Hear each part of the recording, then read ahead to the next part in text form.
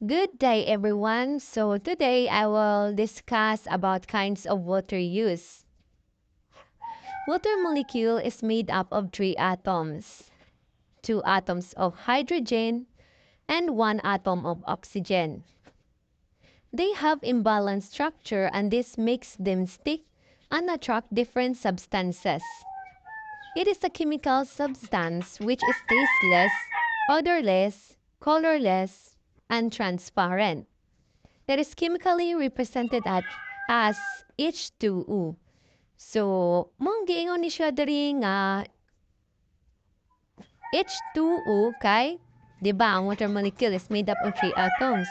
So, ang kaning H2 mo ni siya ang hydrogen na siya duha ka atoms. And ang O is wala siya nakabutang nga O1 no kay syempre in mathematics nanan na siya kanang invisible one dira. It is mostly used in making fertilizers. Its boiling point is 100 degrees Celsius and melting point is 0 degrees Celsius. In the process of sweeting, digestion, breathing body loses water content. Therefore, it is very important to drink water to keep it hydrated. So, ang kaning water is mostly used in making fertilizers. So, mga itong gamiton ini make of fertilizers, no? And ang boiling point niya is 100 degrees Celsius. Ang melting point niya kay 0 degrees Celsius. So, sa process of sweating, digestion, and breathing, so, kanang makapagawas kita og kanang water sa atong body, like, kanang sa singot, di ba? Makapagawas matag kanang water sa atong body. So, sa inganap, dapat pwede ka mag-inom og water to keep hydrated. So, let's see some other uses of water. So, here are the list of uses of water. Water is stored in various parts of the world, but not evenly distributed all over the earth. That is said to be a universal solvent. Various sources of water are sea, lake, rain, well, stream, borehole, and pond. That is used for washing, drinking, generating electricity, and etc. So, ang water is, when we all know that ang water is na-stored rigid siya sa world or kanang, di ba, ang earth is namgina siya kanang brog kanang laom-laom nga which is kanang mabutangan siya sa mga tubig which is the sea, lake, may nga agani. So, we all know that the water is not cover the whole earth. So, akong na-search diri is 71% water covers the earth's surface. So, di jud siya 100%, no? So, mo ning giingon diri nga not evenly distributed all over the earth. So, 71% ra siya. It is said to be a universal solvent. Nganong kanang universal solvent maning water? Kay, nga naman. So, gitawag siya universal solvent because it is capable of dissolving more substances than any other liquid, di ba? Except sa oil. Dili siya maka-solve sa oil kay ang oil, mulutaw man siya. Below are the different uses of water in various fields. First is the domestic uses of water. So, ang nadiri is 12 to 15% of water is consumed for domestic purposes. Water is used for drinking, bathing, cooking food, and washing dishes, clothes, washing fruits, vegetables, and brushing teeth. So, makita naman ito diri sa example sa picture no nga. Na diri taking shower, cooking, washing cars, washing dishes, washing machines, sa paglabana, brushing teeth, watering the garden, sa pagluto like boiling, simmering, and steaming. Importante kining water ilabi na sa kanang pagluto kay kanang mo man itong gamiton inig boiling o unsa man imong gamiton inig boiling nimo di mo pud pwede nga sa ngago nimo kuan no kung magluto ka kanang for example lang itlog kanang hard boiled egg, so dapat magkuan gyud tag tubig, magamit gyud tag tubig. So ilabi na po sa pag steam, diba, sa paggamit na tag steam kay magkuan mo gyud tag tubig hasta ang simmering food. So water has unique properties to form solutions and emulsions which make it an effective agent to help in washing clothes, dishes, and food items. So tara makita nato sa picture. So and also it is required for taking showers, brushing teeth, and maintaining personal hygiene. So tara makita na to nga nag-brush teeth siya, taking shower sa atong para ma-maintain na to ang atong personal hygiene. So ang water is used for several home appliances like air coolers, like kabantay mo karon sa kanang bagong trending nga ibutangan na ra ni magpagahi ka og tubig no, like mahimo na siya ice, then imo siya ibutan sa atong imo siya fan niya, mura na siya kanang si tawag ani namura siya aircon ba, basta na siya kanang trending na siya karon.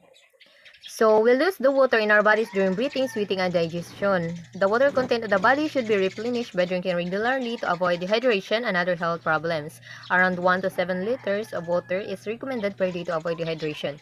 So sa ginaingon ako ganina nga in the process of kanang di mo gid malikayan nga natay karang mga activities sa pambuhaton no.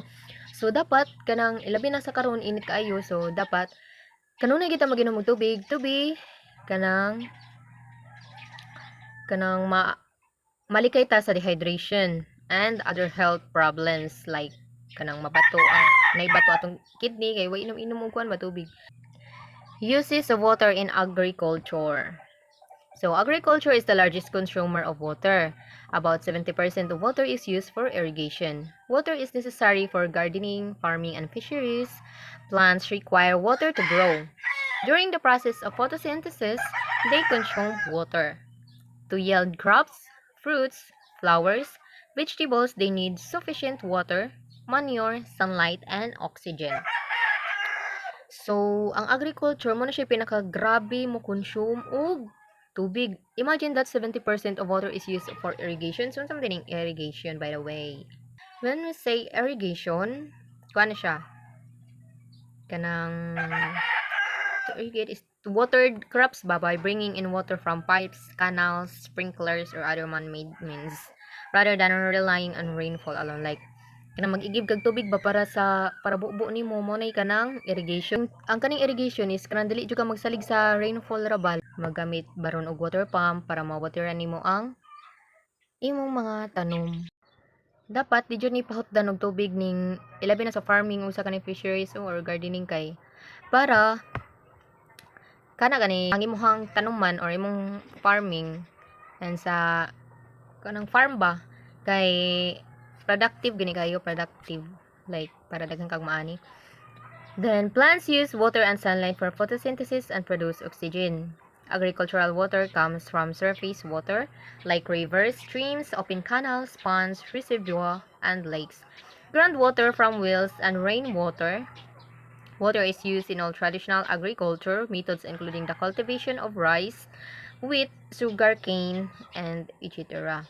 So, diri ginaingon nato diri nga ang during the process of photosynthesis, so ang tanom magkinahanglan gina og tubig. So unsaon man na pagtubo sa tanom o pagka-produce og kanang foods kung walay tubig, kung igo ra siya photosynthesis, wala siya ginainom, di ba di gina manambok. So ingana sa nang mga tao kung magsige lagaon og dili mo inom og tubig, di gina mo tambok. So ang kaning agricultural nagikan ni sila og tanang kani mag-consume sila og tubig. Magkuha ni sila sa rivers, magamit sila kanang machine para kanang suyupon ang nasa river ba niya ibutan dito sa farm ba nga na gani, or magkuan sila mag-count sila og tabay or magkuan sila water pump nga na gani, so dira sila magkuha. And also, water quality can be affected by rampant industrialization and the illegal disposal of chemicals in water and the atmosphere. Poor water quality affects the quality of the food crop and may also cause several diseases. Water contamination is the main reason for food contamination and illness related to the contamination. Groundwater is a safe source of quality water. Water is used for livestock, dairies, and fish farms. So importante sa ning water quality di ta pataka og kuha no, di ba? Kung arita sa farm, di kita magkuhag water nga gikan sa kanal no. Kay ang kanang ilahang gi-consume nga water sa kanal, wata kay baw kung nanay contamination, water contamination. So makuha na siya masuyop na sa atong plants and maadto na siya sa mo na siya yung reason nga magka-food contamination ta kay ang plants nag-consume siya water nga poor quality gani. So ma-produce pud na siya ining food contamination. So mo na magkakuan tag illness, mga diseases. So dapat ang atong ipainom sa atong mga tanom is kanang high quality kan. Dili pud high quality, like kanang safe siya ba, like sa giingon diri groundwater is a safe source of quality water. So dapat magkuan tag water pump no pareha na sa farm. Next is the industrial uses of water. So 20% ang na-consume nga water sa industrial purposes. It is either used of creating or to cool the equipment used for creating the product. So, muna siya. Industrial water is used for washing, cooling, processing, transporting, diluting, or fabricating of a product.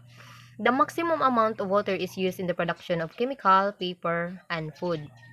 Other uses are, it is used in transportation, manufacturing, hydroelectric power, removal of body waste, tourism, and recreation. So, industrial uses of water, when we say industrial, what comes in your mind? So, unsa man nga tong masulti when it comes to industrial. So, industrial is, kung ano siya? Industry ba? Industry. So, dira, maghimuog ka ng mga kanang production, mga product, or kanang creating product. So, sa diri, industrial water is used for washing, cooling, processing, transporting, diluting, or fabricating of a product. So, magamit po ta sa transporte. Ngano man. Water transport is the most economical and historically significant method of transport. So, what are the uses of water for transport? So, boats, barges, and cargo ships can navigate canals, rivers, and oceans to move goods from point A to point B. Sila may maghimog agianan no or kanang canals ba? Navigate canals.